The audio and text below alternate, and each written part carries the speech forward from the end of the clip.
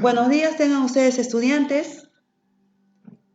Espero que estén bien de salud cada uno de ustedes, protegidos ante la enfermedad que estamos viviendo, pero preocupados por sus estudios. Están en cuarto año de secundaria, rumbo a quinto, el último grado en el nivel que les corresponde. El día de hoy vamos a hablar, como ustedes están viendo en las imágenes, sobre los huesos del miembro inferior. La clase pasada fueron huesos del miembro superior y en esta oportunidad son del miembro inferior, de nuestra cintura hacia abajo.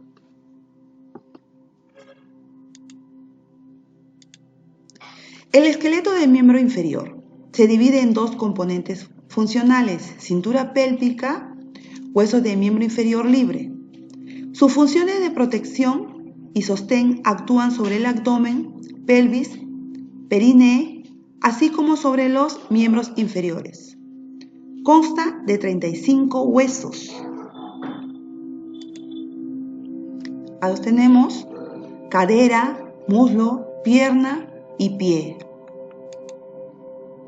Acá ustedes pueden observarlo uno por uno, cuáles son sus nombres y tomarlos en cuenta para el examen.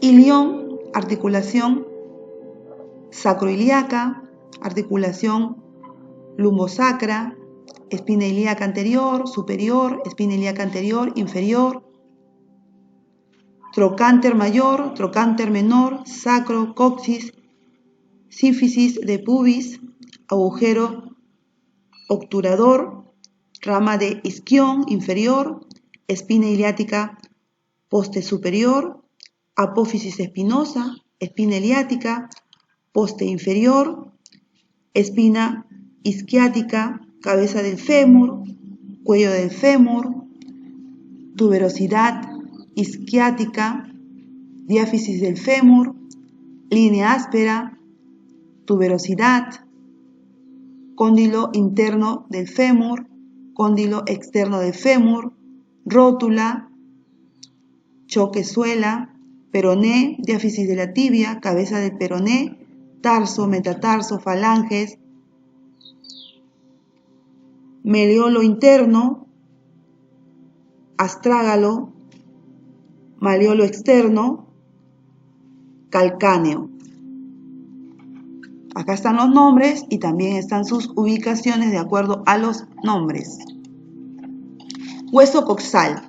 Ustedes pueden observar el hueso coxal, la cresta iliática, espina isquiática, tuberosidad isquiática, rama superior, cuerpo, pubis, ilium, rama inferior, la EIPS, EIPI, la EIAS y la EIAI. Son sus determinaciones científicas. Es el hueso más grande y plano de la pelvis, que está formado por la función de tres huesos primarios, ilión, isquión y pubis, proceso que tiene lugar al final de la adolescencia. Se forman a partir de su propio centro primario de osificación. Más tarde aparecen 5 centros secundarios de osificación. Aquí tenemos 2 caras lateral medial, 4 bordes superior, inferior, anterior y posterior. Ilión, parte de mayor tamaño del cuerpo coxal, constituye a la porción superior del acetábulo. Tenemos ilión la cara anterior, ilión la cara posterior. Isquión, forma la parte posterior del hueso coxal. Aquí tenemos fosa iliática, espina iliática, anterior superior, la cresta iliática, labio cresta iliática, tuberosidad iliática, espina iliática, posterior inferior, cara superior, auricular, cuerpo ilión, cuerpo isquión, tuberosidad isquiática, cuerpo isquión, canal subpubiano, rama inferior pubis, faceta pubiana, ángulo de la pubis, cresta pectínea, ramo superior pubis. Aquí tenemos sus nombres. El pubis forma la parte anteromedial del hueso coxal. Contribuye a la parte anterior del acetábulo y proporciona inserción proximal a los músculos de la región medial del muslo.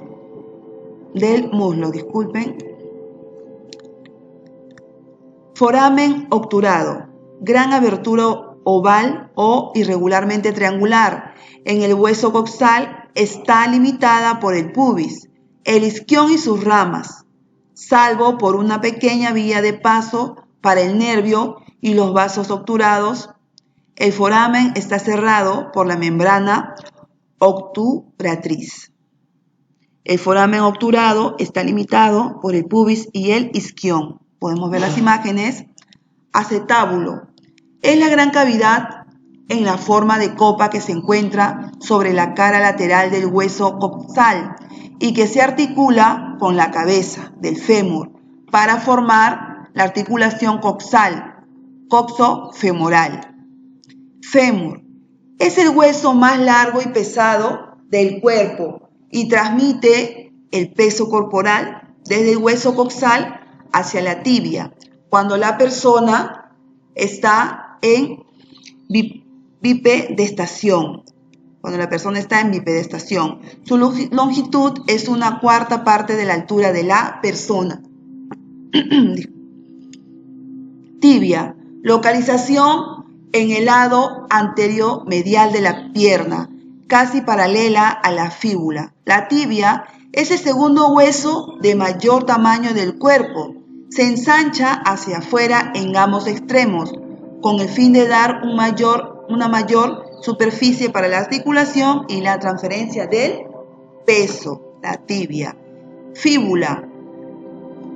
La delgada fíbula se sitúa posterolateral a la tibia, a la cual está firmemente unido con la sindesmosis tibiofibular, que incluye la membrana interósea.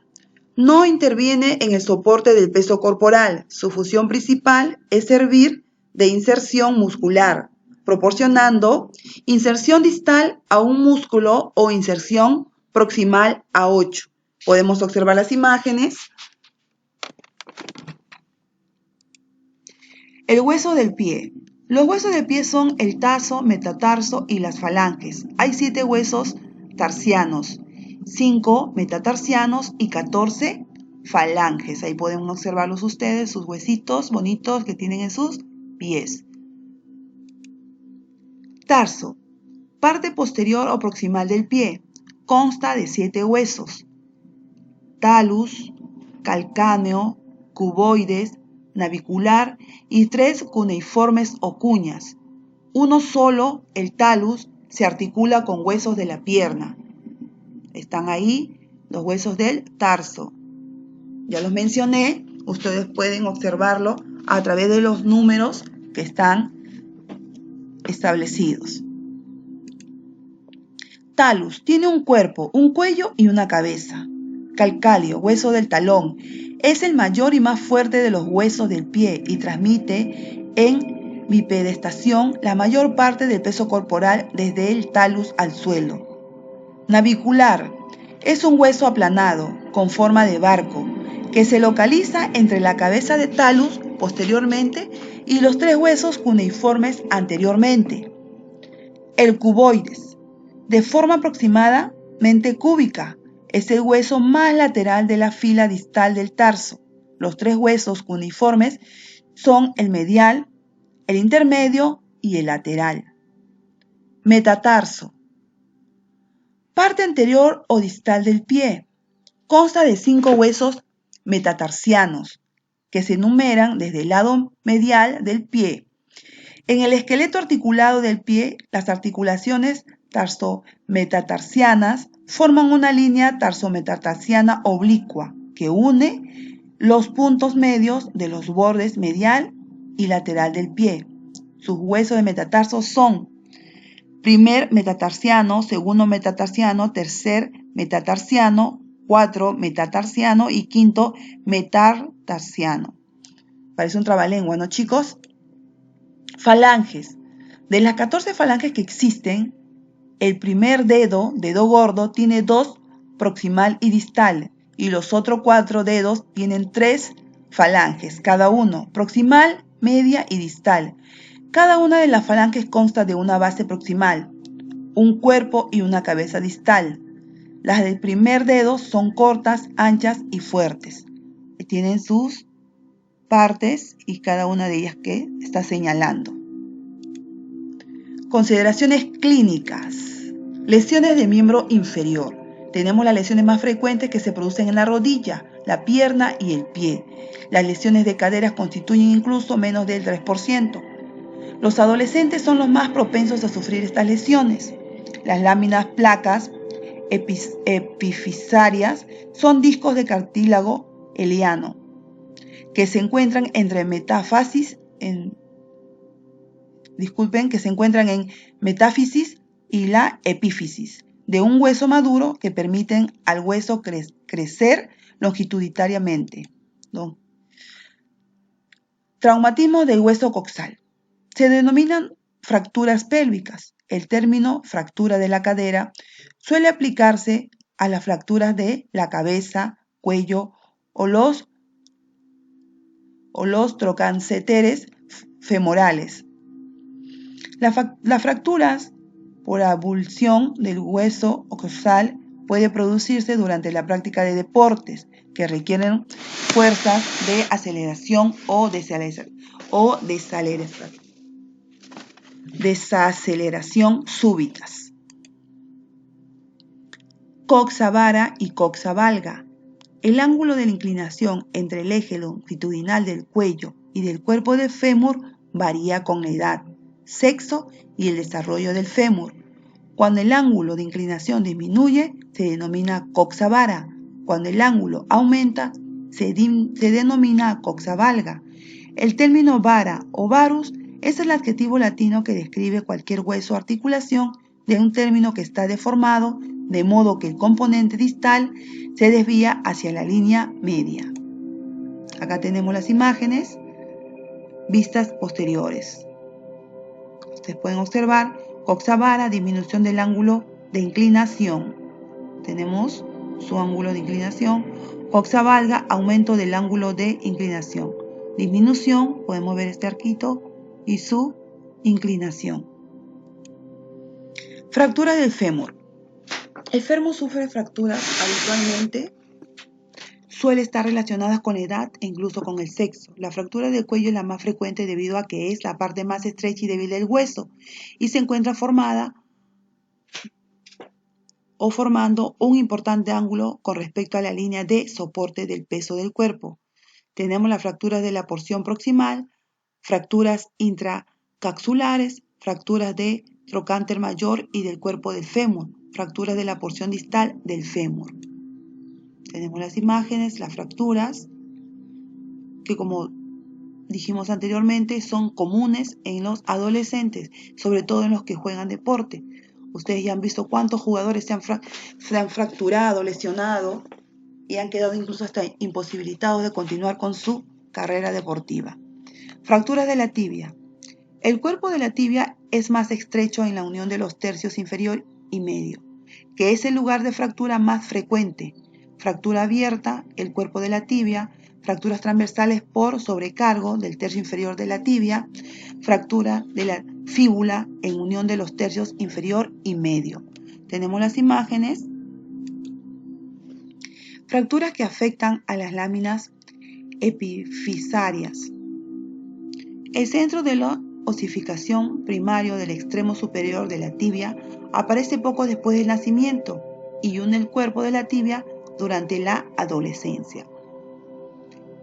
Enfermedad de Osgood-Schlatter. La ruptura de la lámina epifisiaria en la tuberosidad de la tibia puede causar inflamación de esta y dolor crónico